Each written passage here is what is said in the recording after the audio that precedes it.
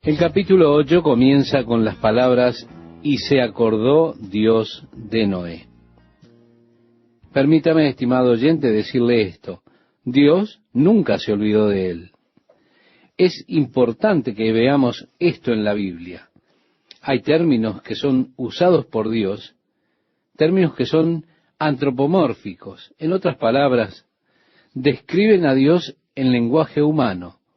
Realmente es imposible de hacer eso. Pero no tenemos otra forma. Nosotros no tenemos los términos divinos para describir el carácter divino de Dios. De este modo, debemos definir o describir las acciones de Dios y su carácter con todo lo que tenemos a nuestro alcance como el lenguaje humano. Pero no hay forma en que el lenguaje humano pueda retratar la verdad de Dios. Así que debemos hacer lo mejor que podamos, usando términos que sean conocidos para nosotros, para describir las actividades y las acciones de Dios. ¿Por qué? Porque no tenemos otros términos. Cuando el apóstol Pablo fue llevado al cielo, él dijo, cosas que ojo no vio, ni oído oyó, ni han subido en corazón de hombre. En otras palabras, no hay términos que puedan ser justos para expresar lo que él vio. Si yo trato de describirlo a Dios, no me alcanzarían las palabras. Sería realmente un crimen. Ni siquiera voy a intentar hacerlo, porque sería un crimen tratar de reducirlo a palabras humanas. Con lo cual tenemos que hacer lo mejor que podamos con lo que tenemos como lenguaje humano. Por eso leemos, Dios se acordó de Noé. Reiteramos, no es que Dios lo haya olvidado a Noé, pero ahora Dios retoma su actividad con Noé. Así que ese Dios realmente estaba observando el arca en aquellos días en que el arca estuvo flotando en el agua. Y se acordó Dios de Noé, y de todos los animales, y de todas las bestias que estaban con él en el arca, e hizo pasar Dios un viento sobre la tierra, y disminuyeron las aguas. Y fue la primera vez probablemente que comenzó el viento fuerte que conocemos actualmente.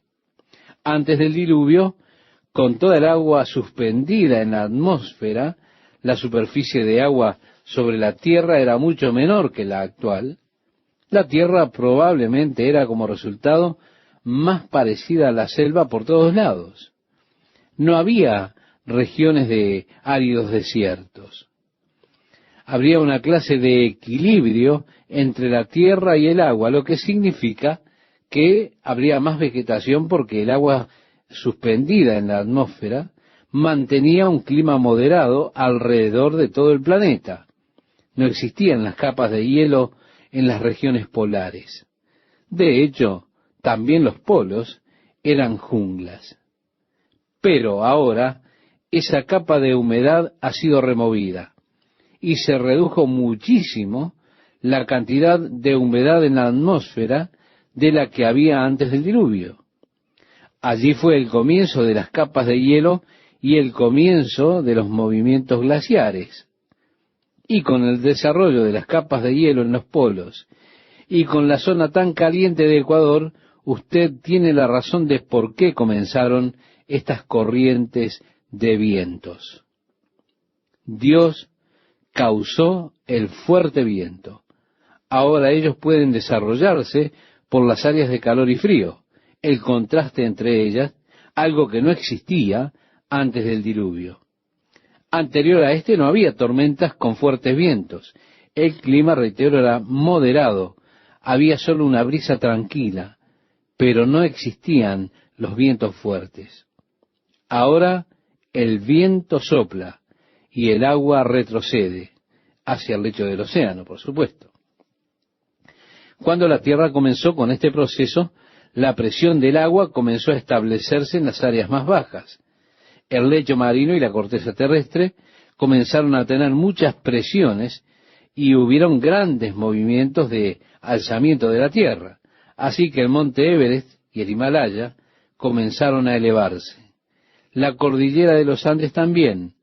Y hay evidencia de este empuje ascendente allí en la cordillera, como hubo esta tremenda presión creada por el peso del océano, estableciéndose en algunas áreas y empujando y moviendo esa superficie hacia un nivel más alto. Hubo una gran actividad volcánica en todo el mundo. En ese momento en particular, el desarrollo de las cordilleras, el establecimiento de los mares en su posición actual y, por supuesto, los dramáticos cambios geográficos que tuvieron lugar luego del diluvio. Así que, mientras Noé estuvo sobre la cima del monte Ararat, estaban ocurriendo toda clase de actividades en la superficie geográfica de la Tierra, alrededor de todo el planeta. Nosotros encontramos en los Andes restos de ciudades que ahora están en un nivel más elevado, donde las personas allí sembraban maíz en áreas que están muy por encima del nivel de crecimiento del maíz. Y podemos ver que estas personas vivían en una altitud que era más baja. Pero con este empuje ascendente, ya no pudieron cultivar, ya no pudieron desarrollar esa área con el mismo tipo de agricultura. Finalmente, tuvieron que abandonar el lugar y dirigirse hacia una zona más baja. La Biblia dice, y se cerraron las fuentes del abismo y las cataratas de los cielos, y la lluvia de los cielos fue detenida. Así que se terminó el diluvio. Y las aguas decrecían gradualmente de sobre la tierra, y se retiraron las aguas al cabo de 150 días, y reposó el arca en el mes séptimo, a los 17 días del mes, sobre los montes de Ararat. Los montes de Ararat son los más altos de esa región. Se elevan a más de 5.200 metros de altura, lo que significa que son más altos que cualquier cosa en el continente americano, excepto McKinley en el área de Alaska. Aquí tenemos otra cosa interesante.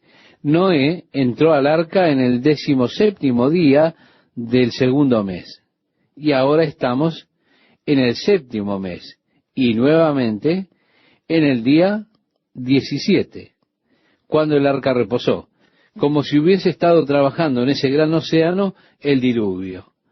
Ahora se ha calmado y está reposando. Se cree que el arca ha sido descubierta. Hay varios libros que hablan acerca de ese tema.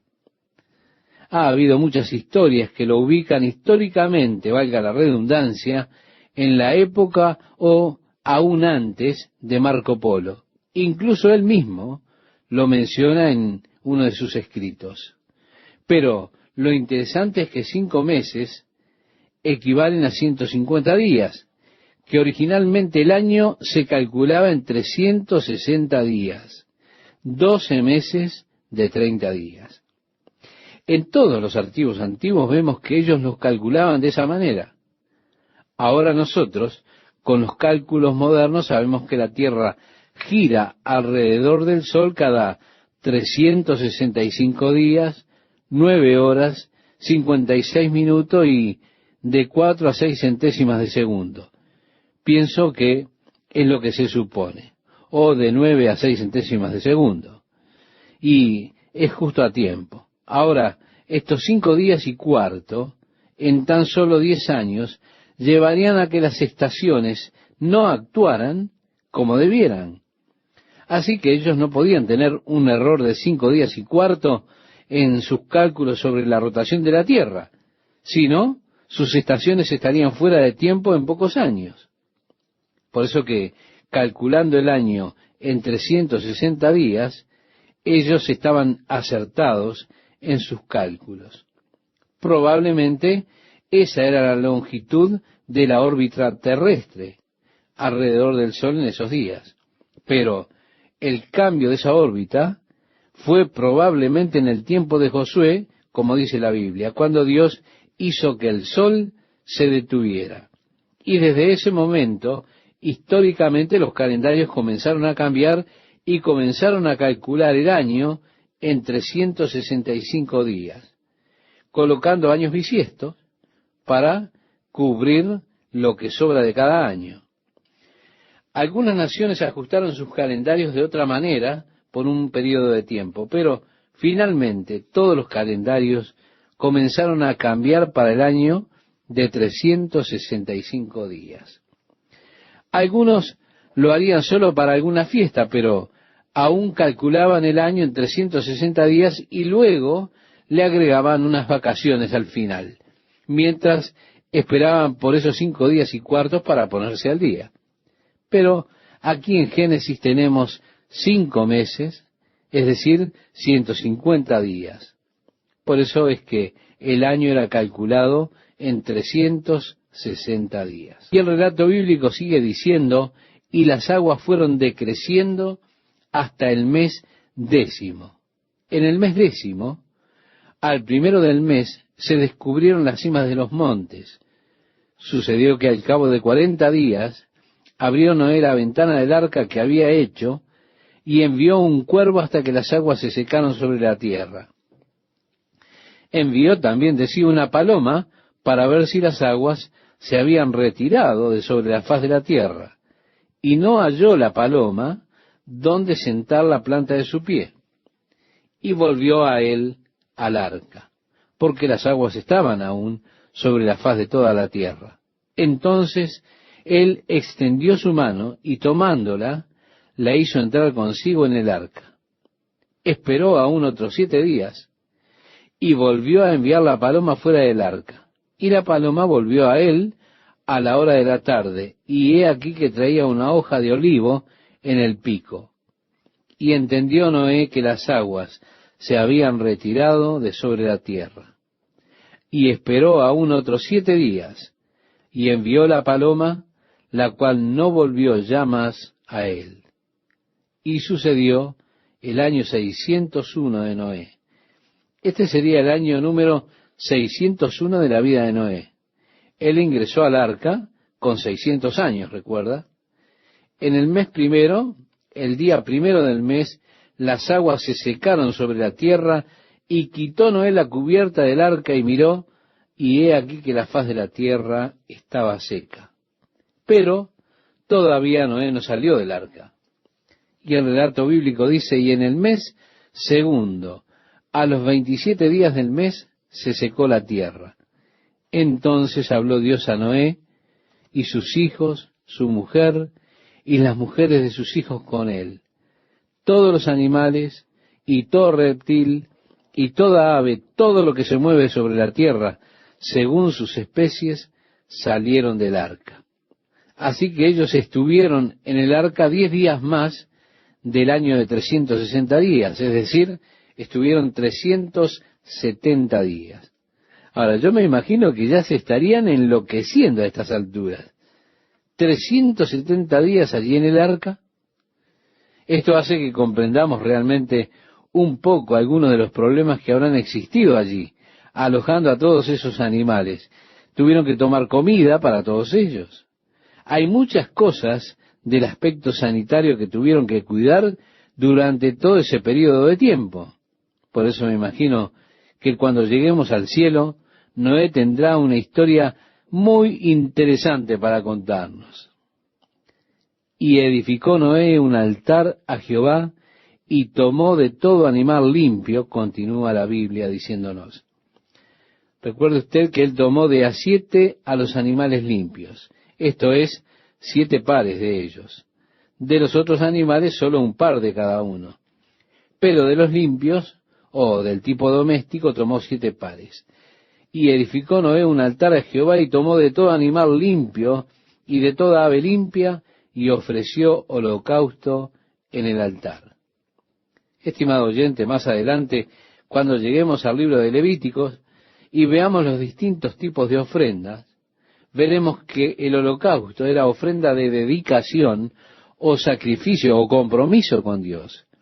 Estaba la ofrenda de paz, que era la ofrenda de comunión, de compañerismo. Estaba también la ofrenda del pecado o por el pecado. Pero el holocausto era la ofrenda de consagración a Dios. Así que lo primero que hizo Noé al salir del arca fue establecer ese compromiso con Dios. una ofrenda de consagración y de compromiso con él.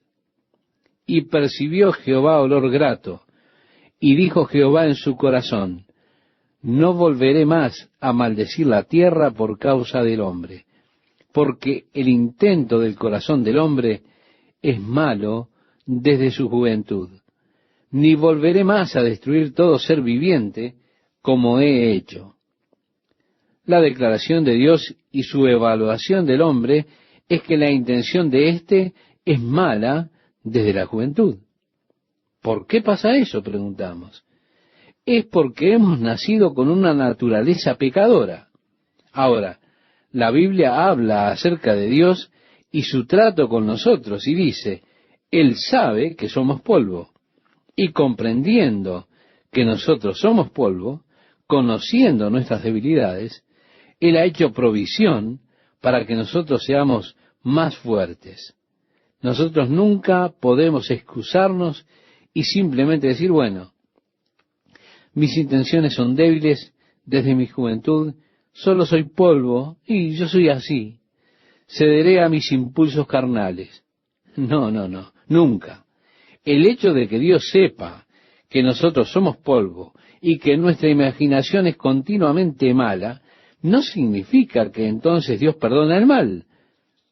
Pero Él ha hecho la provisión de que podamos tener un nacimiento espiritual y de esa manera podamos entrar y tener ese poder, esa dimensión de poder que Él tiene para nosotros. Seguimos la lectura, estimado oyente. Mientras la tierra permanezca, no cesarán la sementera y la siega, el frío y el calor, el verano y el invierno, y el día y la noche. Esta fue la declaración de Dios para Noé. La palabra de Dios aún es verdad. Hay frío, calor. Bueno, básicamente tenemos nuestras estaciones, verano, invierno, día y noche, siembra y cosecha, son los ciclos de Dios, el pacto que Dios hizo con Noé. Bendijo Dios a Noé y a sus hijos y les dijo, fructificad y multiplicaos, llenad la tierra. Así que el mismo mandato que fue dado a Adán en el principio, ahora le es dado a Noé. Porque se está comenzando nuevamente con la raza humana. Esa raza que comenzó con Adán fue eliminada, con la excepción de Noé, su esposa, sus 3 hijos y sus esposas. Así que podemos decir que están comenzando nuevamente a llenar la tierra. El temor y el miedo de vosotros estarán sobre todo animal de la tierra, sobre toda ave de los cielos, en todo lo que se mueva sobre la tierra y en todos los peces del mar, en vuestra mano son entregados. Todo lo que se mueve y vive os será para mantenimiento, así como las legumbres y plantas verdes, os lo he dado todo, pero carne con su vida, que es su sangre, no comeréis. Con anterioridad al diluvio, el hombre era vegetariano. Dios le dijo a Adán, toda hierba verde es para ti, todo vegetal es tuyo para comer, las semillas, los vegetales, las nueces, las frutas. Ellos estaban comprendiendo la comida del hombre antes del diluvio. Pero ahora, después del período del diluvio, Dios también incluyó carne en la dieta del hombre. Y Dios declara que el hombre ahora puede comer carne, pero hay que desangrarla por completo. Por supuesto, esto es algo que se codificó bajo la ley cuando Dios habló a Moisés. Y esto es algo muy interesante, estimado oyente. Una de las únicas partes que se encomendó a la iglesia gentil que se mantuvieran alejados de cosas estranguladas. Esto es, cuando se estrangula un animal, la sangre permanece en la carne. Así que la forma de matarlo era cortándolo para que el animal sangrara, la sangre salía y entonces sí, podían comerlo. Básicamente, esto es por razones sanitarias, pero también tiene connotaciones espirituales. La vida de la carne está en la sangre, y ese reconocimiento de la importancia de la sangre para la vida, que apunta finalmente a Jesús y su sangre que habría de ser vertida. su vida que sería entregada por nuestros pecados.